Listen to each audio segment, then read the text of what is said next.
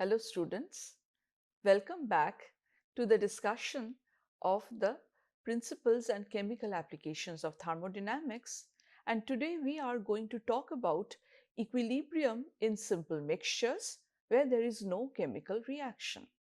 And in this topic we are going to extend our discussion on the concept of chemical potential yet again.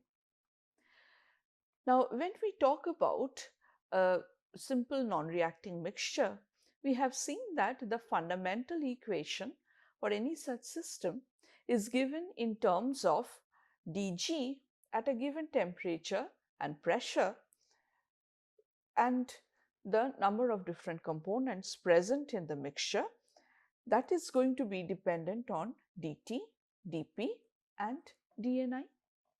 And corresponding to every such independent fluctuation, I have the coefficients appearing here as S minus S plus V and plus mu I.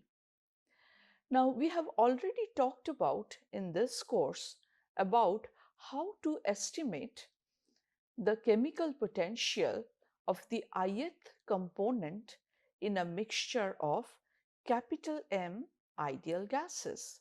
So basically, the idea is I am looking at the properties of a mixture of M ideal gases, and the mixture behaves ideally.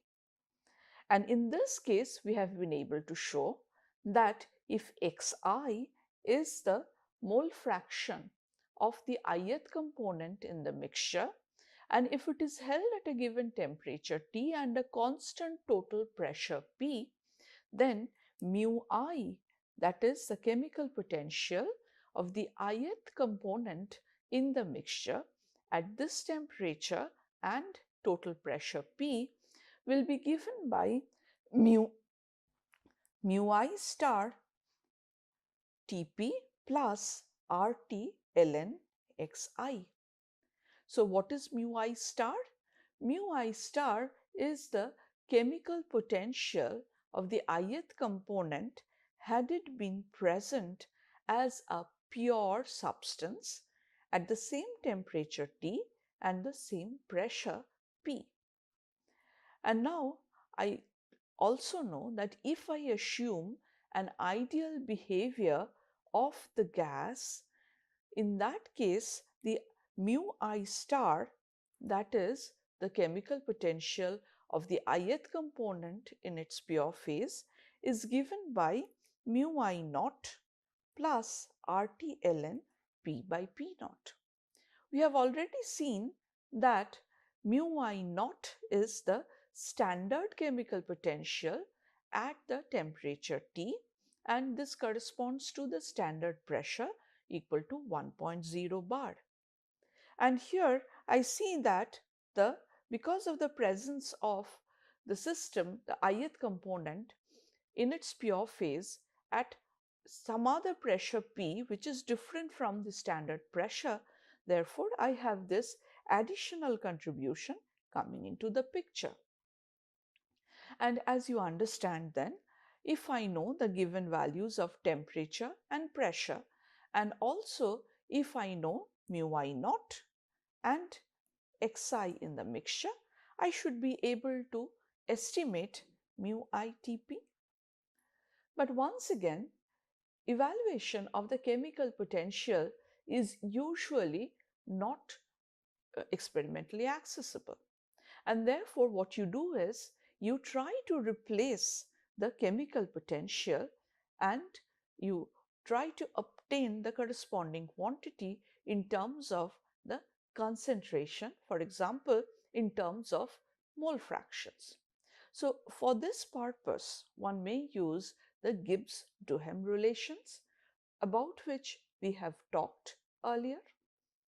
And if I use the Gibbs-Duhem relations in conjunction with the expressions given here, it is possible to show that the Gibbs free energy of mixing of capital M ideal gases at a given temperature T and a constant pressure P is given by nRT and then summation over all components I, xi ln xi.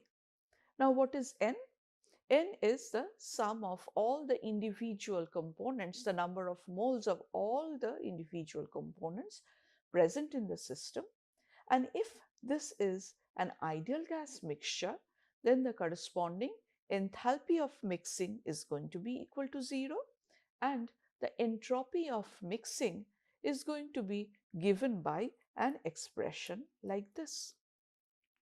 Now, please remember, in all these cases, in the entire derivation, we have used the understanding that mu I of the ith component in the pure phase is given by a form like this, and mu I in the chemical mixture is given by a form which involves this term RT ln xi over and above the value of chemical potential of the ith component in its pure phase. Now, if I want to extend my discussion to estimation of the chemical potential in a liquid mixture, the basic question that I would be asking is, how does the Gibbs free energy of a liquid vary with composition? And in order to address this question properly, let me take a simple example where I have a binary liquid mixture, and I will be representing the solvent in this binary mixture as A and the solute as B. So by definition, I have a small amount of the solute B dissolved in a large excess of the solvent A. Now this is a typical representation of the situation that I have in mind. I have the liquid mixture A plus B, both in the liquid phase, and I understand that in a sealed vessel, this liquid will be coexisting in equilibrium with the vapor phase, and both the liquid and the vapor phase have A and B as their constituents. And here, let me introduce certain notations. I would assume that the vapor pressure of the pure liquid A is PA star, and the vapor of A behaves ideally.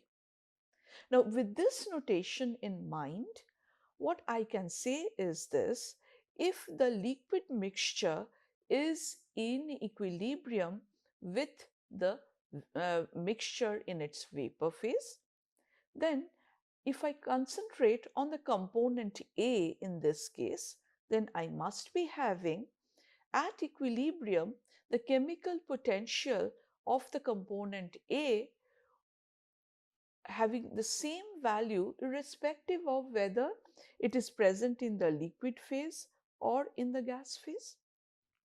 Or in other words, I can write that mu A in the gas phase must be equal to mu B in the liquid phase.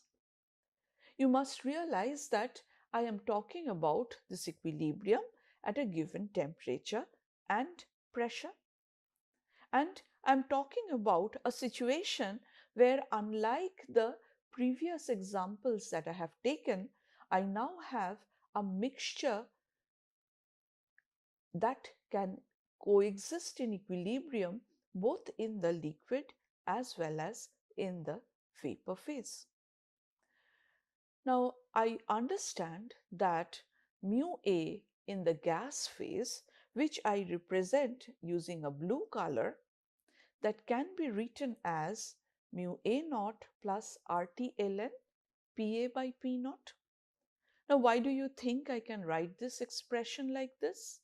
This is simply because I have assumed that the vapor of A behaves ideally. And therefore, here I am assuming that PA is the partial pressure of the component A in the vapor mixture A plus B. And what is P naught? P naught is the standard pressure of 1.0 bar.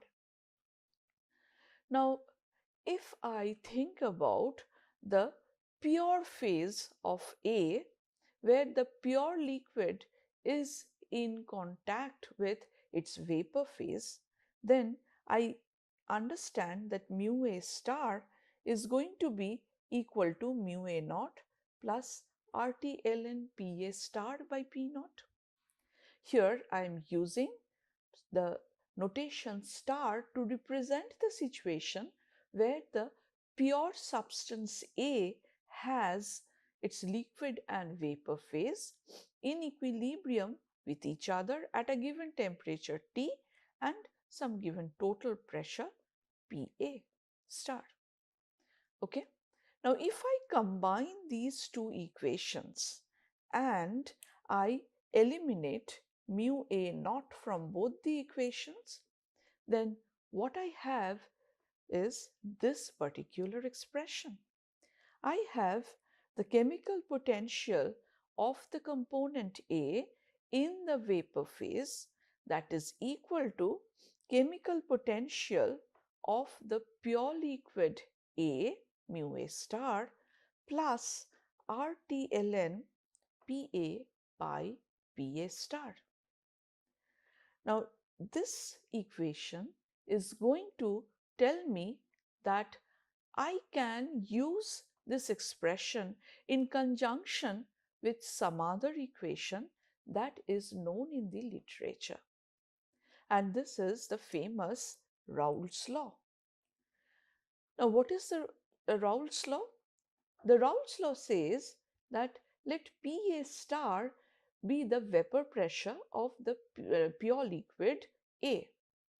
Now, if I dissolve a solute in A, then once again there will be a vapor in equilibrium with the liquid solution. Let PA be the partial pressure of the component A in contact with the liquid solution A plus B. And the Raoult's law, by collating a very large number of experiments, found that the partial pressure of A in the vapor in equilibrium with the solution, that is given by XA into PA star. Therefore, please try to remember that when I am talking about PA star, I have only the component A in its pure phase, and here I have the pure component A in the vapor phase. And under such condition, if I think about this pure phase at the same temperature T, then PA star is the vapor pressure of the pure liquid A. And what I am talking about here is PA, which is the partial vapor pressure of A under such situation. And Raoult's law tells me that PA must be equal to XA into PA star, where XA is the mole fraction of the liquid A in the component A in the liquid phase. Now, if I combine this expression with the Raoult's law, what should I get?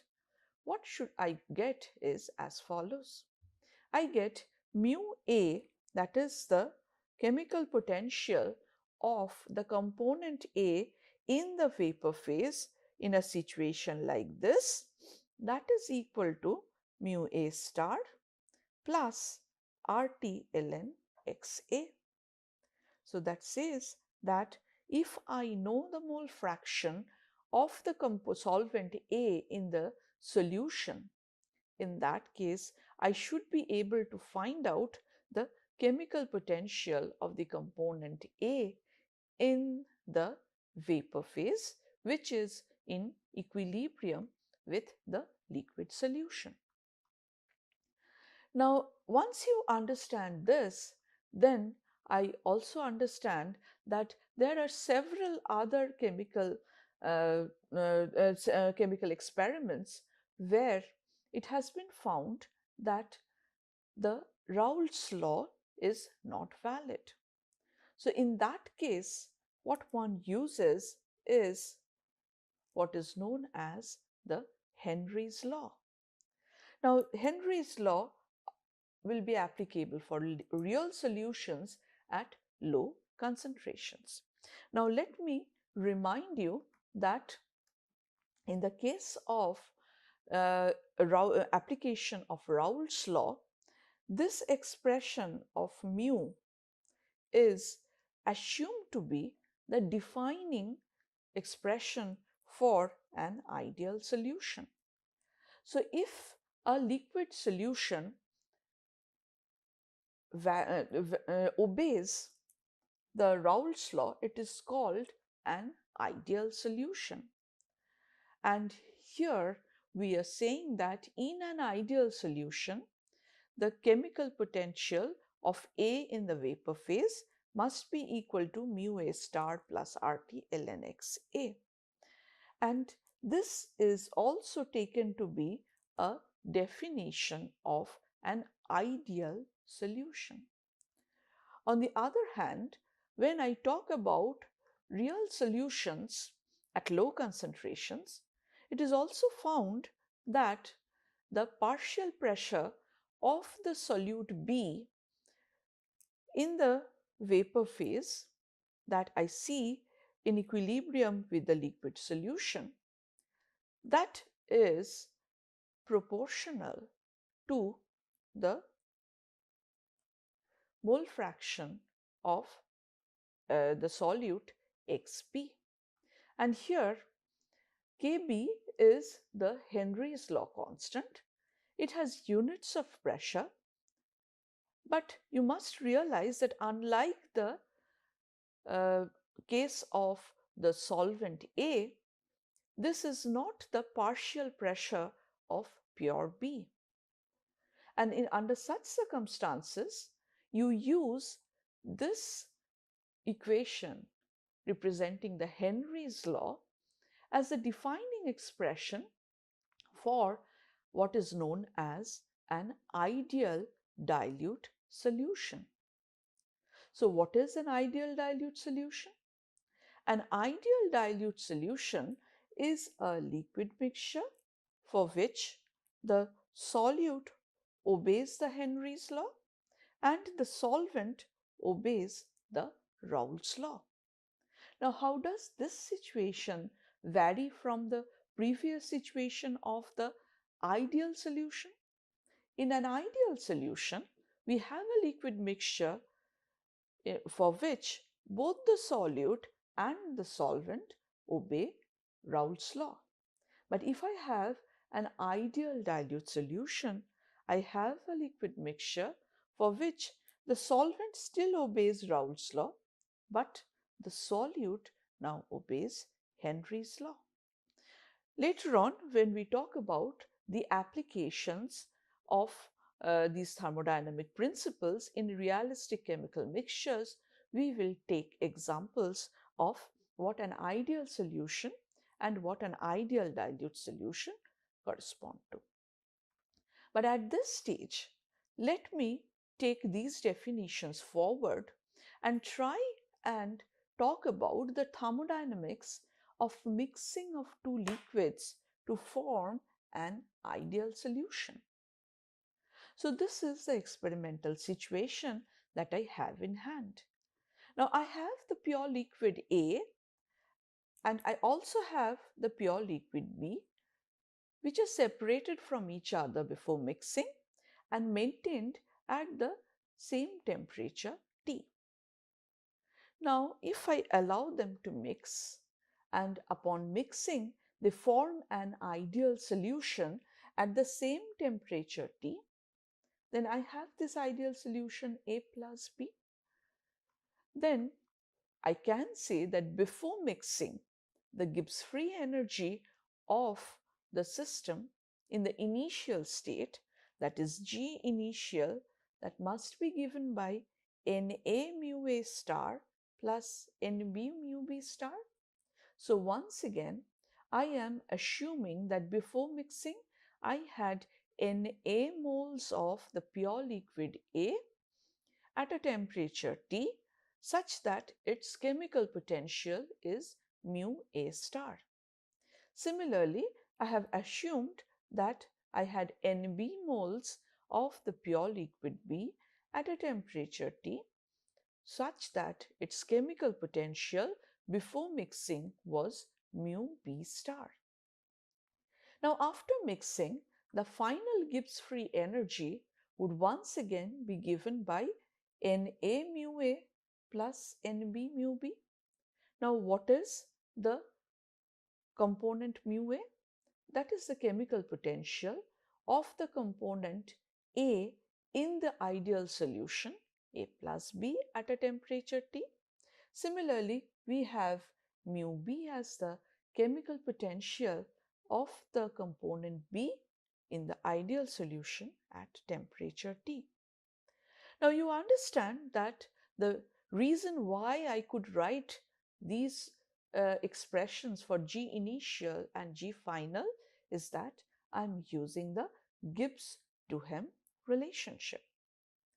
And now, knowing how to relate the chemical potential of the ith component of the ideal solution, I know that mu I must be equal to mu I star plus RT ln xi for each of the components A and B in this binary ideal solution. Therefore, if I rewrite the G final, then I will be replacing mu A and mu B by these expressions for each of them. So G final now is Na into this expression for mu A plus Nb into this expression for mu B. Now I realize that G final, the first term that appears here is Na mu A star plus Nb mu B star. And these two terms combine to give me G initial. And therefore, the Gibbs free energy of mixing can be very quickly shown to be nRT into Xa ln Xa plus Xb ln Xb, where I have used the definition small n is the total number of moles of A and B present in the mixture, and small n is Na plus Nb. Now, I can very quickly then show that the entropy of mixing under such condition is minus Nr Xa ln Xa plus Xb ln Xb. Now, as you see that here comes the beauty of the treatment that we are doing in terms of chemical potential. I have been using this expression that in this ideal solution, I have mu I given by mu I star plus RT ln xi. And this expression I have used to be valid even when I'm talking about mixing of two liquids. This we have seen to be valid while we talked about mixing of two ideal gases. And therefore, as you understand that as long as I can use an expression like this for the chemical potential in the mixture, I will always be having a delta G mixing. That is the Gibbs free energy of mixing, which has this general form that it is nRT into Xa ln Xa plus Xb ln Xb. And this gives a powerful simplification to the entire exercise where we are talking about thermodynamics of mixing, irrespective of whether we are talking about an ideal gas mixture of A and B or an ideal solution formed by A and B. Now, this also brings us to some very important properties of a solution, and these are known as the colligative properties. Now, when I talk about a colligative property of a solution, I am essentially talking about those properties of the solution that depends only on the number of solute particles present in the solution, and the property should not depend on the identity of the solute. And the thermodynamic basis of such colligative properties can be understood by looking at this picture which we have seen earlier. So what I am doing here is I am plotting the temperature along the x-axis, I am plotting the chemical potential along the y-axis, and if I have the pure phase of A, that is the solvent in my solution, then I have, this is the variation of mu for the solid A, this is the variation of mu for the pure liquid A, and this is the variation of the pure gas A. Now I understand that if I want to talk about the solution, I need to understand what happens when I dissolve the solute B in liquid A. Now I understand that when I have the solution, mu A would be given by mu A star plus RT ln XA. Now XA is less than 1 in the solution, therefore RT ln XA must be less than 0. Therefore, I must be having mu A less than mu A star at a given temperature in solution, and therefore I conclude that the chemical potential of A in solution decreases compared to its value in the pure phase. And now in this picture, if I think about any given temperature like this, if I dissolve a solute in A, I expect its value, the value of its chemical potential to be somewhere here.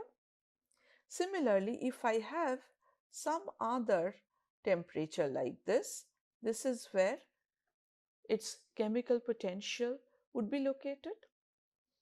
This tells us that if I plot the chemical potential of the solution as a function of temperature, this is the curve that will give me the variation of the chemical potential of the component A when it is present in the solution. Now, what is the indication from this particular plot?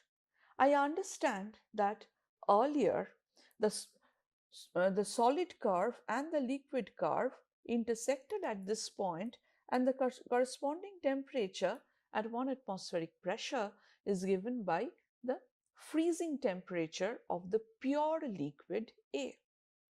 Now, when I have a solute dissolved in the liquid, I find that the solid A would be in equilibrium with the solution at a new temperature Tf prime. And therefore, what I am looking at, because of the presence of the solute in solution, is that Tf is now shifted to a lower value Tf prime.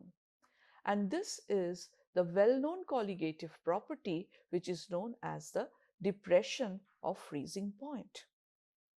As you see that in the pure solvent A, the liquid gas coexistence temperature was located here, and therefore the boiling point of the pure liquid was this temperature Tb, at 1 atmospheric pressure.